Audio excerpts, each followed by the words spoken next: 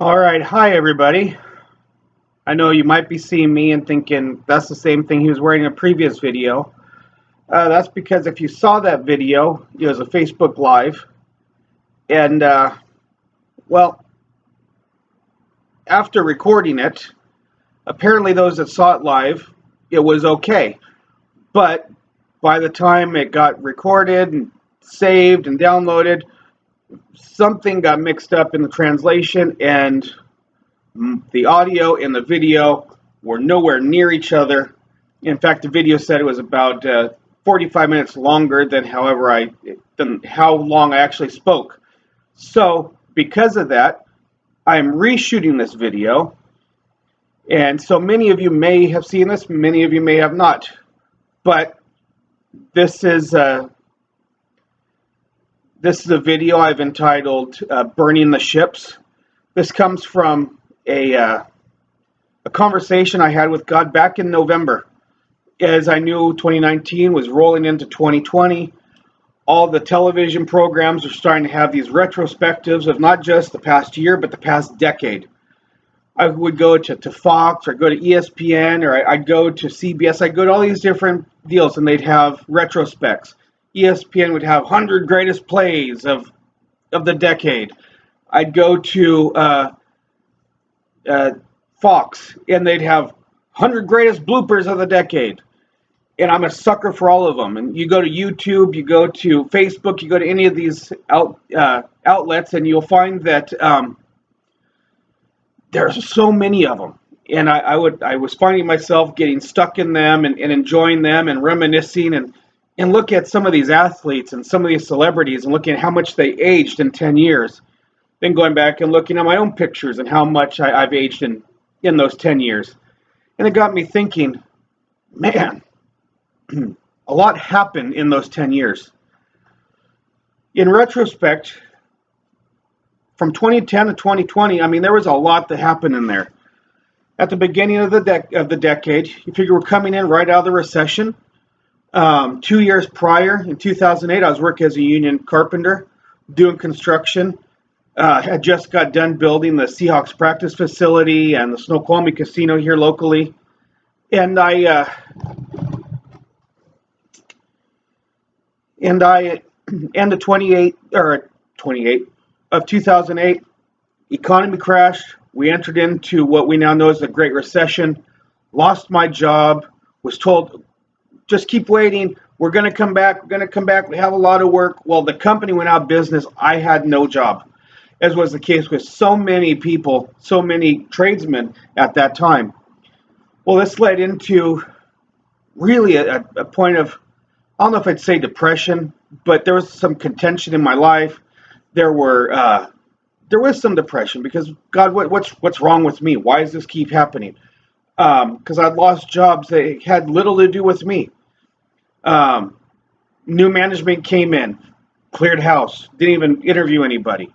Lost a job because my boss told me, you are too good and too smart and have too much potential for this job. Yes, that's true. My parents never told me that was possible, but it happened. So I lose this job. It's, God, why isn't this working?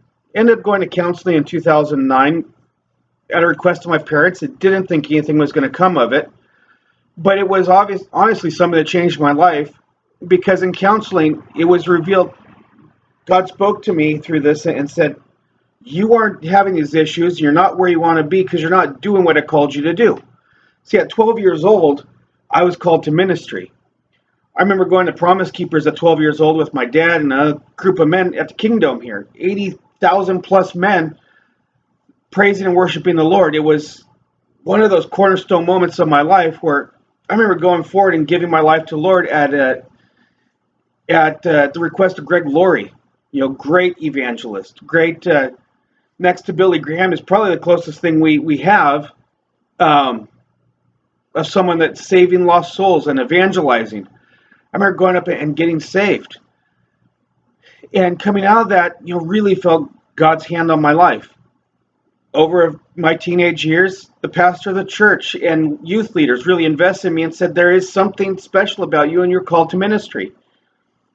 After, I graduated, decided to make some choices that took me away from that call to ministry.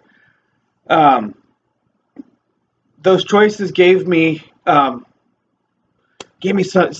so many great experiences and great people, uh, individuals that currently I am missing in my life.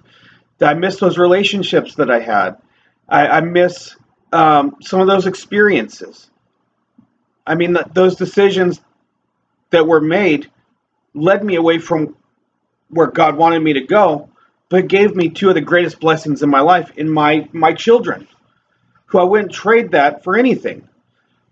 But God was telling me, you're not where you need to be, and you're having these issues because you're not doing what I told you to do. Well, that led me to seek and search and decide ultimately to go back to school to pursue two things that I was told would never happen. One, I was told I was too dumb to go to college. And so I enrolled at Liberty University to pursue a degree that would help me pursue the other thing they're told would never happen, and that was being a pastor. So 2010 sees me enroll at Liberty in a Bachelor's of Science in Religion with a focus on Christian counseling. I knew after my interaction with the counseling and what it meant to me that I wanted to be that for other people. And so I entered in, and ironically, and I think by a twist of God's providence, I was blessed to be a part of a church plant with family members and friends and people I got to church with. So we plant this church in 2010, and man, it was amazing because I could take the stuff I was learning during the week at Liberty, take these lessons I was learning, this theology, dig into these Bible stories, along with the counseling and making it practical. I was able to share it on the weekends at our services with our congregation. It wasn't a huge congregation, but it was ours. And we had this intimate relationship, and we grew and we bonded and we matured. And I was able to share what I was learning with them. And so it's almost like they were getting to go to Bible college as well. And I love those days. I cherish those memories. I mean, I cherish the memory of that little church because that's where I gave my first sermons. That's really where the foundation of my pastoral leadership and learning how to apply these things came to be. I learned a lot of really great things and was able to kind of test out some things that I've even heard other pastors use today. And this was 10 years ago, 8 years ago. I mean, this is a while ago. And that's really kind of cool to see. But the lessons weren't always good with that, as that little church closed at the end of 2013. And so we learned what worked, what didn't work. And as the door closed on that chapter, which is a chapter that, like I said, I really do cherish, it led into a door opening of another chapter in another church that would carry me through the end of the decade, that would ultimately lead me through some of the toughest things that I've gone through, that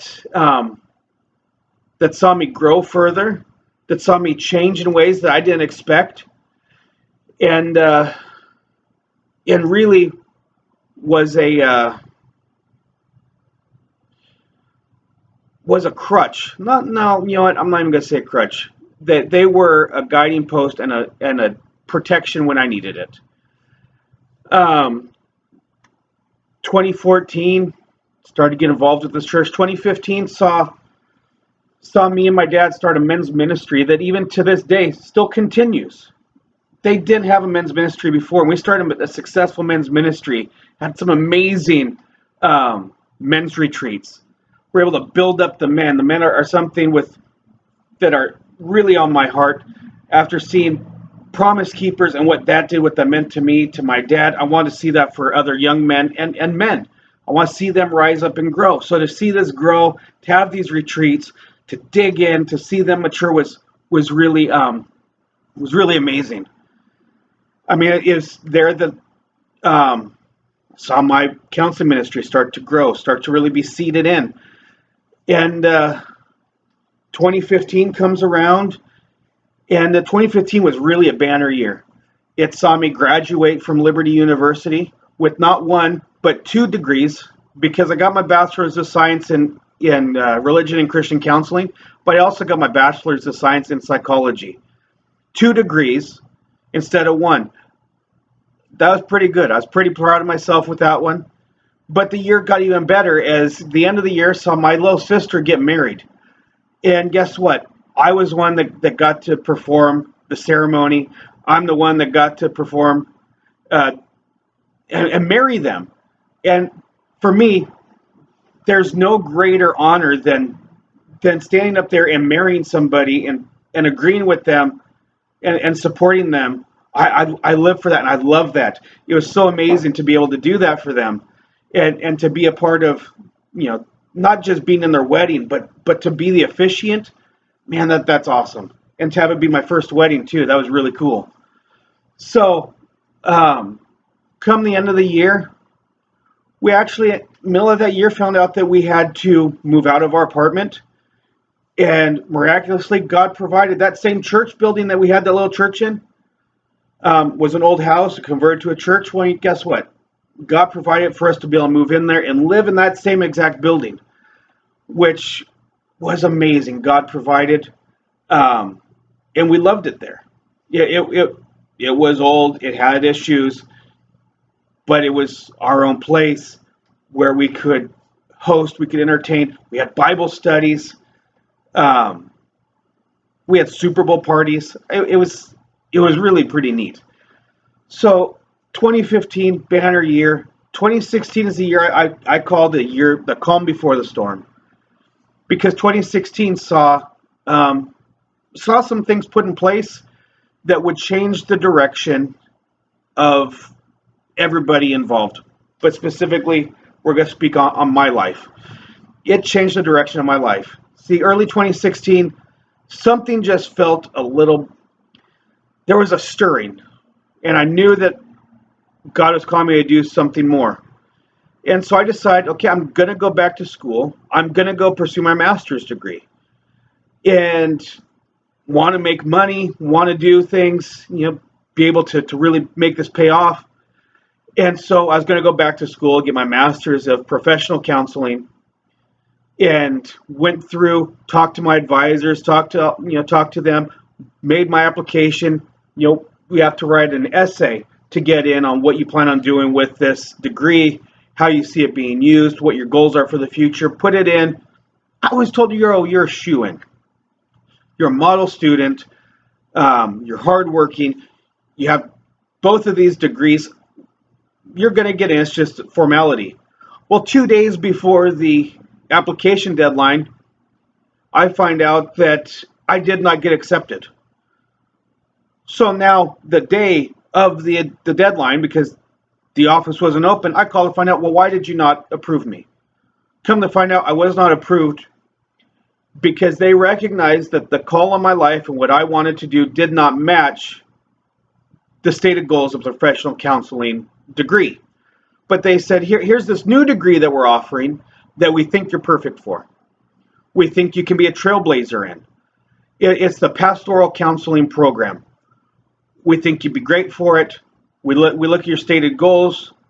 We think you're an ideal candidate. So I looked at it before, but I was like, you know what, God, I want to make the money. And so I chose the professional counseling because of money. Well, God had different plans, and on the spot, I said, well, let's just see if I can get in. On the spot, they look at it, they talk to the head of the department. On the spot, I get accepted into the program. That doesn't happen, but it did, because God had placed this direction, this path in front of me. And so I took the step, and I entered the program. September 2016 saw me enter my master's program at Liberty University. Man, I was so excited. I was going for my master's. I was going to be making a difference. I was actually going to be going to campus multiple times as part of the program. So I was excited. As 2016 started going through, 2016 saw the end of 2016. For those that don't know, I found out in November My mother has MS.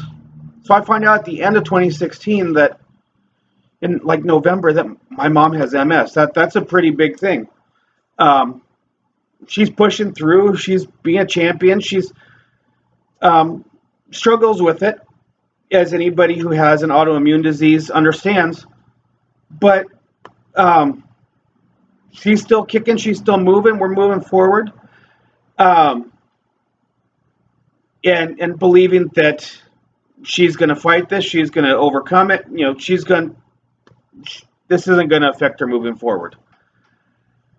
So, 2016 is coming to close, and just some things start to really not feel right. They started to feel a little bit disconjointed, not really knowing what was going on. And as we switched to 2017, there was no way that I could have known what laid ahead for me in just a few short weeks. Within a few weeks of flipping the page to 2017, my life was turned upside down.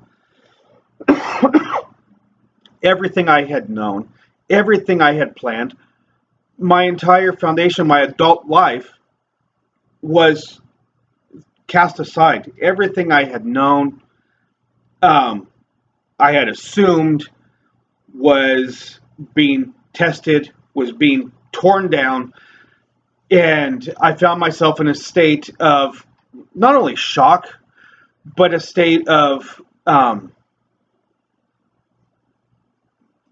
brokenness. I mean, I was so broken to start that year. Everything I thought wasn't. All the plans I had for the future were null, or so it seemed.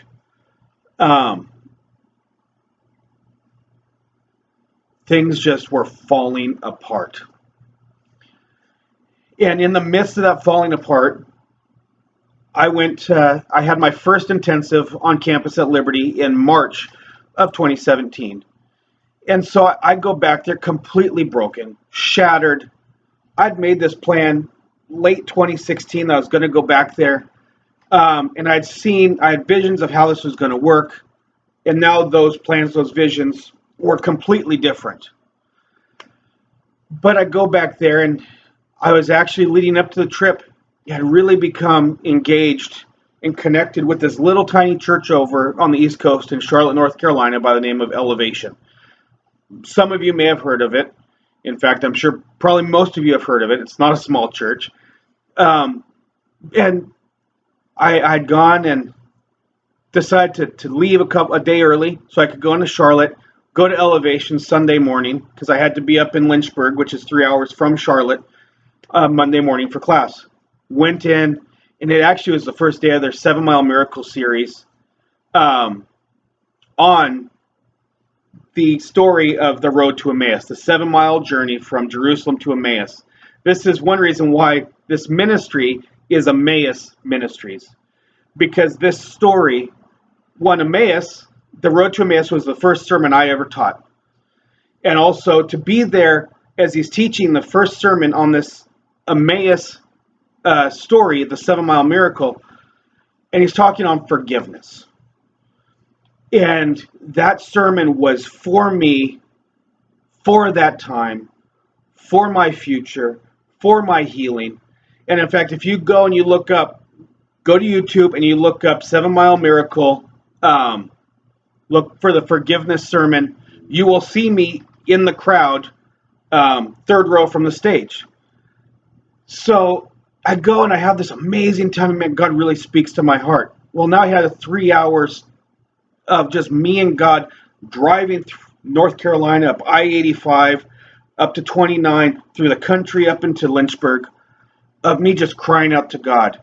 And I remember just being in tears and crying, and God, what are you doing here? Why are you doing this to me? I'm seeking you, and you're breaking everything down around me. So in brokenness, I'm driving up there just crying out to God. And I go to class, and class was, I loved class. That class is probably PACO 509 with Dr. Rice. Loved it. Anybody who from Liberty might be watching this, if you know Dr. Rice, shout out to him. It's an amazing class that really has helped me in my life. Maybe more than any other class. I use those lessons all the time. But went through class, and it's really focusing on you. It's the only class that I've ever taken that's all about you and your health and taking care of yourself and your own spiritual wellness. Because you need to be well if you're going to help others. So Wednesday of that week, Liberty is on, at the base of Liberty Mountain, overlooking campus. There is a big LU monogram. And I'd heard that you could go up there, and there's a gazebo up there. I'd seen pictures. I decided on Wednesday to drive up. You drive up this dirt road up to the top, and I went up there and oversaw, all of the valley there. You saw Liberty's campus. Even saw there was a cross up there. Someone had built this cross, and I went over and looked at the cross. And, man, that's really cool. Took some pictures. Got in my car and drove back down the hill. Well, as I'm driving back down the hill, God says, stop. I was like, no. I was like, no, stop. I was like, I'm halfway down the hill. I'm going.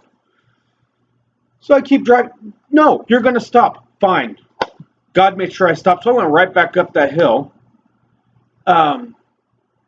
Pulled up to where that cross was, got on my car, and noticed there's a rock on the ground. And I pick up this rock. Nothing really special about this rock. I'm just carrying this rock with me. And I get to the cross, and God says, now I want you to cast your cares upon me. Leave your burden here at the cross. Leave this situation here. Leave your brokenness here. Give this to me. Okay, God. So I prayed over this rock. I said, God, I give this to you. I give my burdens to you. I'm casting this care upon you. I laid it at the foot of the cross. No sooner had I done that than a wind blows, not from the valley up, but from the mountain down.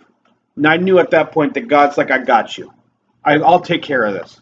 So I left that mountain with feeling like this weight had been lifted. In fact, when I tell the story before I get to the bottom of the hill, I'm holding the steering wheel, and I think that's the only thing that kept me in the car, because I felt so light, so hopeful of what God was going to do. So the rest of that trip was just amazing. I could give an hour testimony on just that trip. I come home, and it's a different world. Life as I knew it was done. It was different. Everything I thought I knew, I didn't. Everything I knew was unknown. So I'm living this life on my own. God's really speaking to me and really building me up to be the man I needed to be. Go through the summer. Come September, I go back to Liberty. I have another class I have to go back there. It just happened to be that the NHRA, the drag races, were in Charlotte, North Carolina the weekend before. So you know what I did?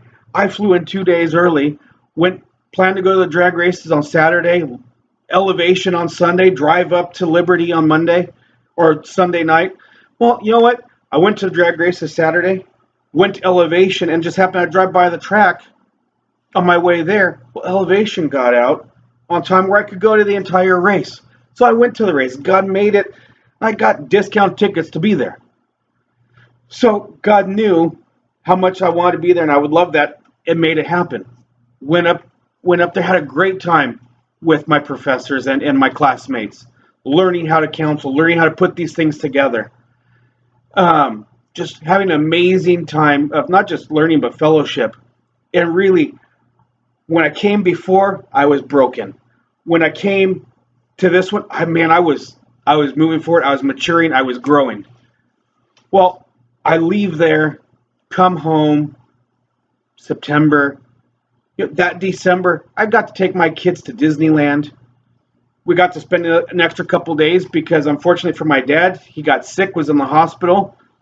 But we were able to spend an extra couple days on the beach in the sunshine in the 80-degree weather when Washington is all rainy and cold, and I didn't want to be here anyway. So 2017, man, I had the biggest heartache of my life, but I also had some of the greatest memories. The greatest building of my life came in 2017. That storm, in the midst of the storm, God was faithful, and God was just, and God took care of me, and God blessed me. When I could have been torn down, He built me up. And He built me up to 2018. As we hit 2018, in fact, 2017 ends with that house, that church building that had been part of our life for, close to a decade. was sold. The church that owned it finally, after many years, found a buyer. They were so blessed. Now, I was bummed because this was my house. This is where I love this place. I'd spent so many years there. Um, but now it was time to move on, and God closes that door to 2017. And literally, New Year's Eve, I closed that door. I locked that door not only to that building, but to that stage of life. 2018 rolls around, and in end of 2017, my daughter, God bless her, was like, "Dad, mom's moved on. Mom's doing this. Um, when are you going to start looking?" And now I hadn't had any plans to do any of that. And I did it just to humor her. I joined Christian Mingle. I thought there's no way this is going to work. Anybody who does it that way is a joke. Online dating, yeah, forget it. But I did it. I did it for her.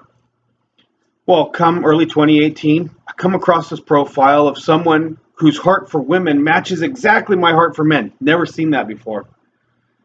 And decide reach out. I can't remember if she reached out or I reached out or how it happened, but we started texting back and forth. We started talking. By the middle of January, it's, hey, let's meet. We go on our first date. I thought things were great. I really thought, man, this is someone that there could be something here. Have our first date. Next day, she calls me and says, she gives me the, "Oh, you're a great person" line, but I'm really going to focus on God. Now, I could have thought, oh, I just got blown off.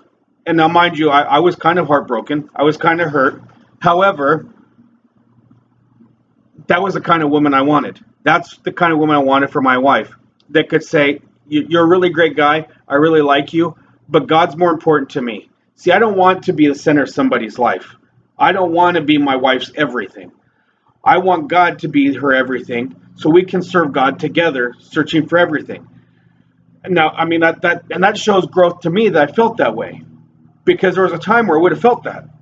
But no, really, the truth is, I want my wife to serve God and seek God more than she seeks me, because she'll hold me accountable. She's someone I could minister with, and that's, to hear this, I was like, "Oh, really, God? Seriously?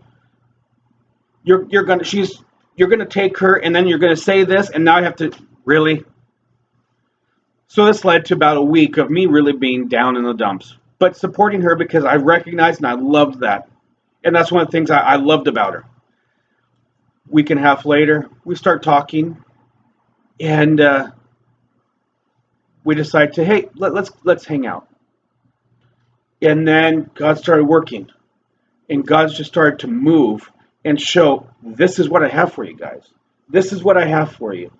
And it became evident really quickly what God was doing, that God was restoring, that God was bringing us, he had brought us together, and things just started to click. And I had no plan to go quick, none of that. But it became so apparent what God was doing that by May of that year, I'm going back east I'm graduating, I'm getting my master's degree in pastoral counseling, church leadership, and discipleship. And she decides, hey, can I go? I would really like to be a part of that. And I'm like, well, I wasn't going to ask because I didn't know if you would want to go or not. But absolutely, I would love for you to be there. And all of a sudden, a light bulb goes off. What better place, what better way to share that than the day before graduation? Because, see, graduation wasn't enough for me. Going and being there at graduation, getting my degree, all that wasn't enough. The day before graduation, on the same exact mountain where a year prior I'd said, okay, God, I'm going to lay this burden at your cross. I'm going to allow you to do this. God was faithful to restore what was taken from me before. What was lost before, God restored. And on that day, my girlfriend, my best friend, became my fiance when I proposed to her. When I asked her to marry me on that same mountain. Now, that cross, ironically, was where I planned to propose. We get up there, the cross is gone. Yeah, I can't make this up. The cross was gone. Literally, where I cast my burdens was gone. Which I think was prophetic in God saying, You thought you were going to come back and see where that burden was. It's gone. It's far away. You're not even going to find it. And from there was where he started and restored what was lost. Seeing out the rest of that trip, we have amazing memories on that trip. Come September that year, my best friend became my wife. That's a pretty awesome year already. 2018 rolls through. We have our first Christmas together. 2019 comes around. We're thinking, man, that was so great. It's going to be hard to top, but we really believe that God's going to do something. Well, let me tell you, 2019, if 2016 was the calm before the storm, 2017 was the storm, and 2018 was the restoration, then 2019 was the year of preparation. Because as we started that year, we saw from both sides custody battles. We saw court cases on both sides. We saw financial struggle like we didn't see coming. We struggled mightily in 2019 financially. But God brought us through. And God was faithful to bring us through. And God strengthened us through it. 2019 also was a year of change. It saw me leave that church that I had been a part of in ministry for 5 years to start and really focus on building this ministry, working with other churches, counseling, giving individuals the tools they need to be successful as a Christian in a secular world. It also saw me leave the job that I had been in from 2009 before I started school. For nearly 10 years, I drove limousines. I was a chauffeur, I drove town cars, was all over the place. I left that job for a job with the Federal Way Public Schools in a social, emotional, behavioral program, working with the kids in the community that I'm counseling, so I could better understand where they're at, where they're coming from, how to help them, how to heal those families, how to save the lost, bind up the brokenhearted.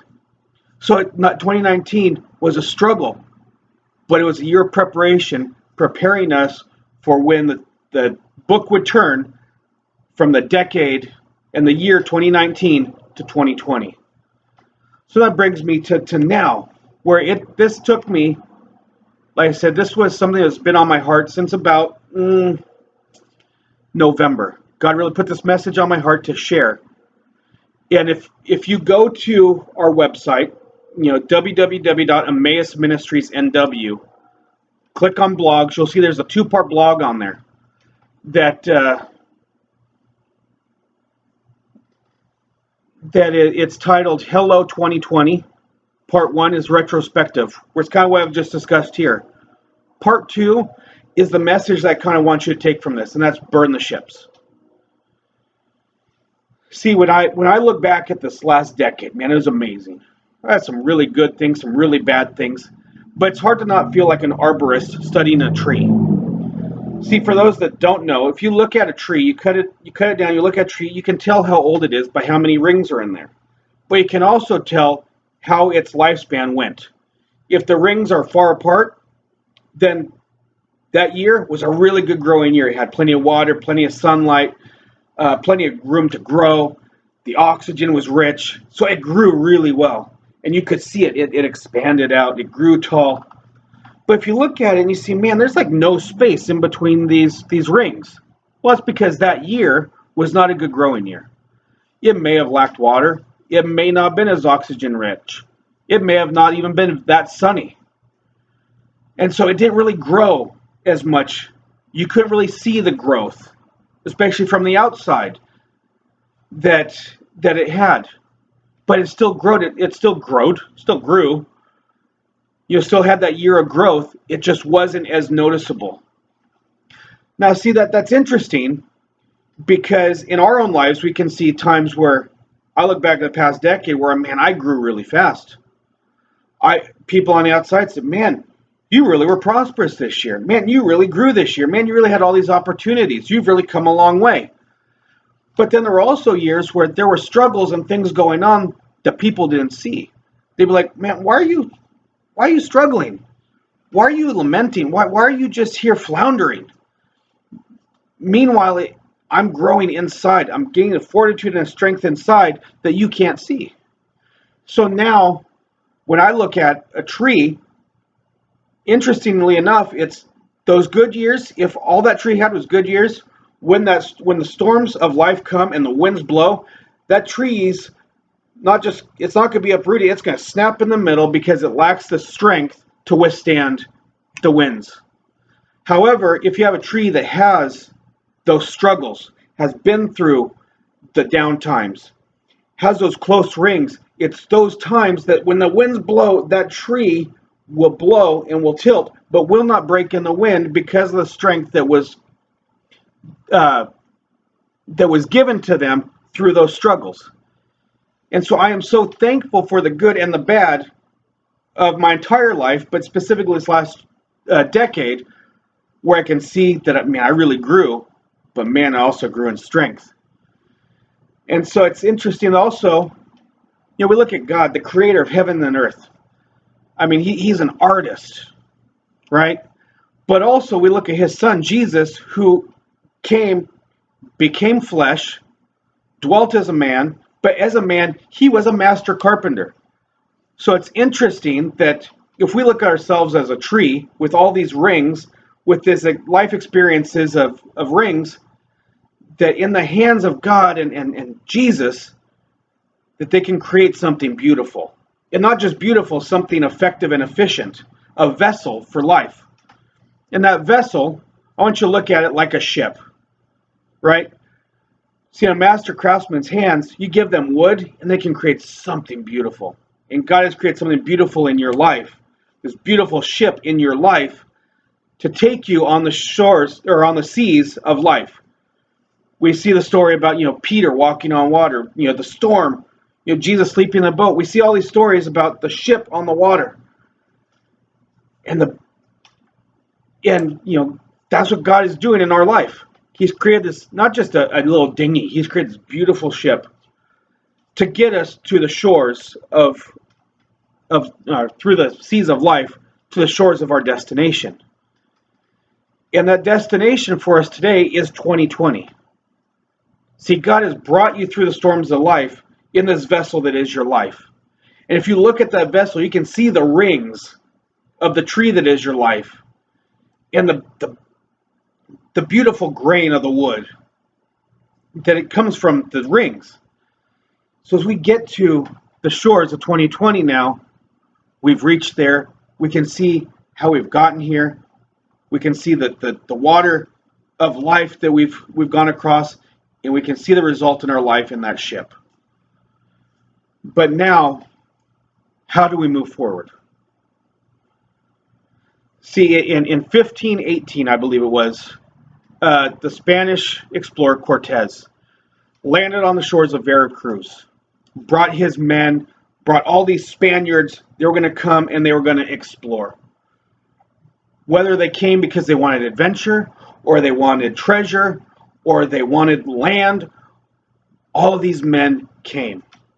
And as Cortez stood on the shore, looking at the ships they had just came from, and looking at the wilderness ahead of them, Cortez gives this order. And the order, burn the ships. Now, if I'm one of Cortez's men, I'm thinking, Captain's lost his mind. What does he mean, burn the ships? How are we supposed to get home? How are we supposed to get out of here if something goes wrong? We need the ships. We can't burn the ships. But Cortez says, burn the ships. Because Cortez understood something. If they had a way to go back, they had a way to go back to Spain, they had a way to leave if something went wrong, then they'd have that in the back of their mind that, well, if all else fails, we can take the ships and go back. But Cortez understood that if they're going to be successful, they could not have the option to go back. They could not have the option to give up. They had to move forward with everything they had. All their focus had to be moving forward. It could not be going back. So they burned the ships, because when Captain says burn the ships, you burn the ships. Because he's the man in charge. In our life, Jesus is the man in charge. When he tells us to burn the ships, we burn the ships, whether or not we understand it or not. So now Cortez's men are watching from shore as these ships are burning. The thing that brought them there to where they were at that time, were burning. But now in their eyes, that's not just, a vessel that's burning.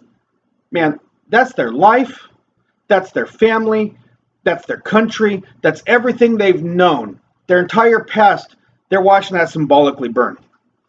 Because how are they going to get back there? They can't return there if all else fails. I mean, this is really kind of a true, like, ride or die moment. You either forward or you're going to die. You still might die, but you now have no choice because your way back is gone.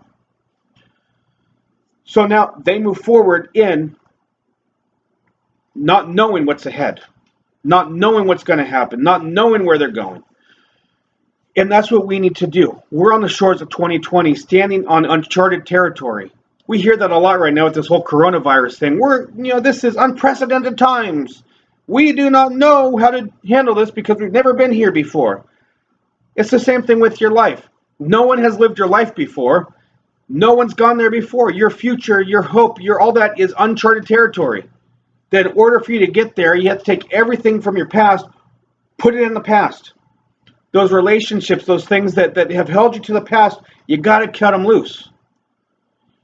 Now, I look back at that decade, and there are relationships that I miss. There are people I desperately miss.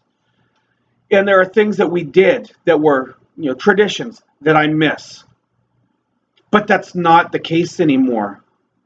I don't have that anymore. And those relationships, when I have time with those people, isn't the same. It'll never be the same. Trying to go back and retrieve what was lost, or trying to go back and be like, man, I wish it was that way, isn't going to help me moving forward. And the same is true for you, that there are things from your past that you need to let in the past. You need to burn those ships, because you keep focusing on what's behind you, you're going to miss what's ahead of you. And what's ahead of you is a lot better than what's behind you. Because I look at my own life, I could have looked in 2017 at what I lost. And I started at looking at what I was losing. By the end of the year, and by 2018, I was looking at, man, God has restored far beyond my expectations, far beyond what I thought. I did not think I could laugh again, and I laugh more now and heartier and I'm more fulfilled now than I've ever been. And that started with me saying, okay, God, I'm giving this to you, and I'm burning the ship of the last decade that says I'm going to leave that back there and move forward with all I have, casting all things aside for the purpose of seeking you and what you have ahead for me. This is, if we look at yesterday, we had made a video and we had talked about Hebrews chapter 12, verse 1 says, therefore, since we are surrounded by such a huge cloud of witnesses to the life of faith, let us strip off every weight that slows us down, especially the sin that so easily trips us up and lets us run. Let us run with the endurance the race God has set before us. We do this by keeping our eyes on Jesus. We need, if we're going to move forward, to cast off all those things that have held us to the past. Now, I'm not saying we forget those life lessons, we forget those relationships or those people. We carry those memories, and we always will. Cortez's men were Spaniards. They were always Spaniards. They were never going to be anything other than Spaniards. However, once they got to the shores of Veracruz, being a Spaniard wasn't enough. Just being a Spanish explorer wasn't enough. They had to become more. They had to become something greater. They had to become trailblazers. Go on conquest, leaving all else behind. We need to do the same thing. We need to become trailblazers in our own lives. Trailblazers further in with God. Trailblazers for our families.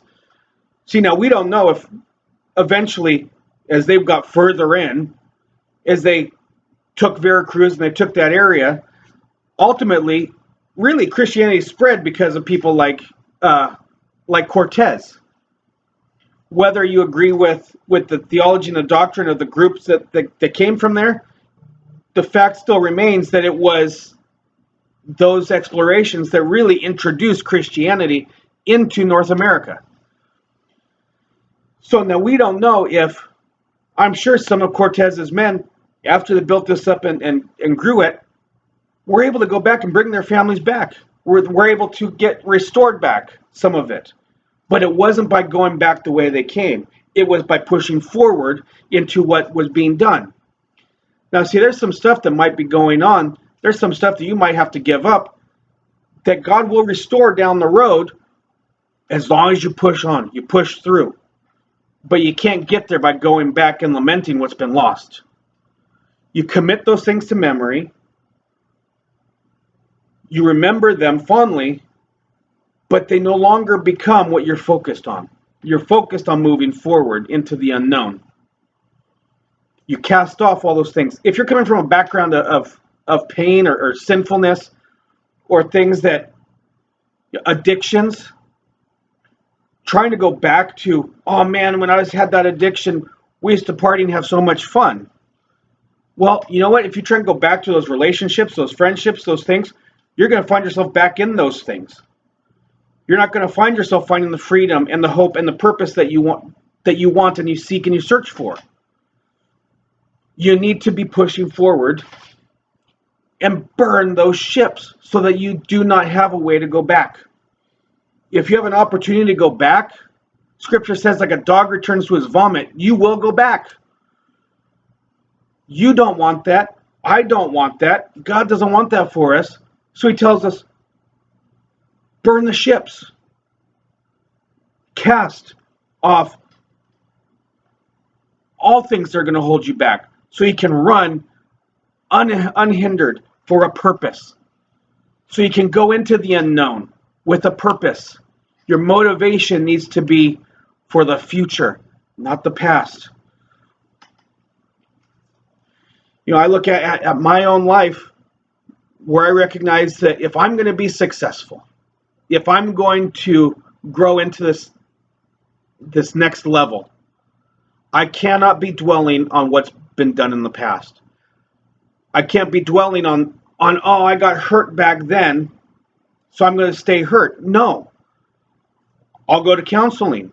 I'll go get help to overcome those issues so that hurt, that weakness becomes a strength for me moving forward.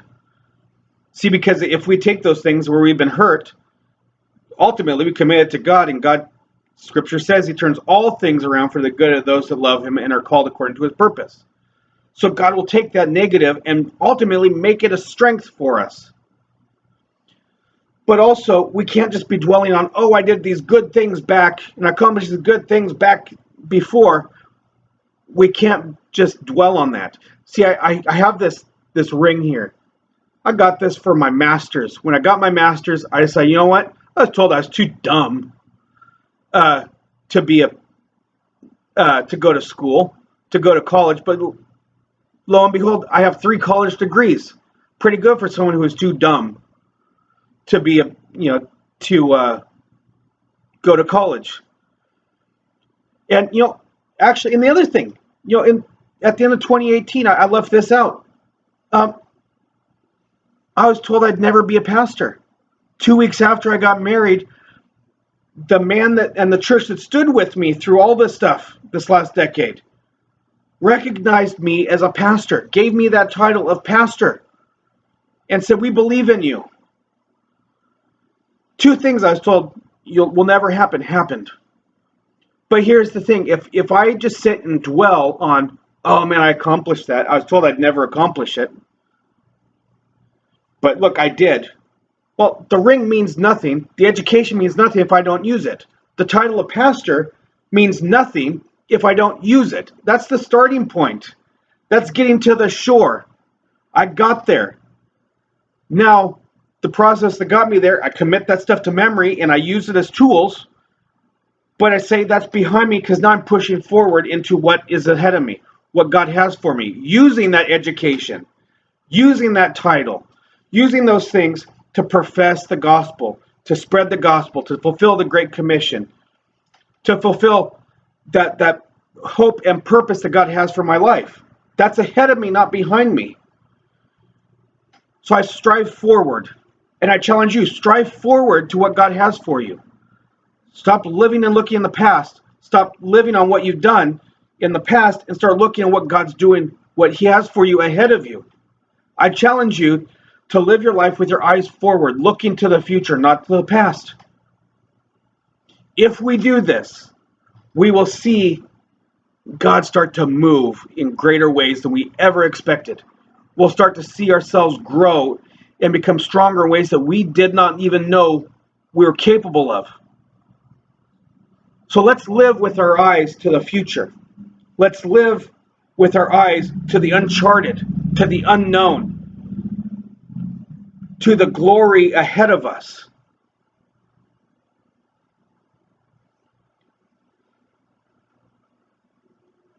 If this resonates with you, I'm good, because this is something that's, like I said, this has been permeating for me and percolating since about November.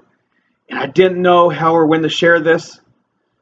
But if you go to our website, www.emmausministriesnw, you can leave us a message there. You can contact us. If you want to come in, you have stuff that you want to work on. Oh man, my nose itches. This beard is getting up in my nose. If you have things you want to work on, you say, hey, I have a hang up that I want to leave in the past. I want to burn the ships. Come see us. Click on the contact us tab. You have a question? Our email's on there. My email's on there. Email me. You probably even have my phone number. Text me. Hit me up. You want to discuss this? You want to know more about this? I haven't explained it well. Bring it to me. Let's discuss it. And I've been told I'm not the greatest at explaining things. I just coached a soccer team for the middle school here, and I had one of my players say, Coach Berger, you're not really good at explaining things, are you? Apparently not. So if you have questions, leave it in the comments section of this. Then I'm posting this on Facebook to replace the video I shot earlier that, like I said, the audio is way off. Leave a comment there. Go check out the website. Like I said, I've given you the address there. Click on the blogs. I have some blogs on there along with the two that I just posted that these are about. Read those. Leave me comments. Share them. If it helps you, share it with others.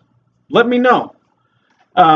If you like this, let me know. If you're like, well, keep it to yourself. Okay, let me know if you have some criticism. But I thank you for watching this, and I just pray that God bless and continues to bless you through what we're doing and in your life. But let me go ahead and close this with prayer. Heavenly Father, Lord, we thank you for this time. We thank you for the ability to remake this video. We thank you for the ability that you've given us to be able to correct the wrongs. And Father, help us to live with our eyes to the future, our eyes to what's ahead of us and not the past. Lord, we thank you that you are the God of our future. You are a God of our present, and you are a God in the past. You walked with us and you brought us here, not to leave us here, but to take us on to that next level. Father, help us to achieve what you have for us, to become the men and women of God you've destined us to be. And we just ask that your word will not return void. I ask that this word will bless others, and that even if it doesn't come from me, that this truth will be spread throughout the world. We thank you for everything you've done for us. We thank you for the ability to meet and greet like this. And we just ask that you will be with us. In your name, amen. All right, everybody, be blessed.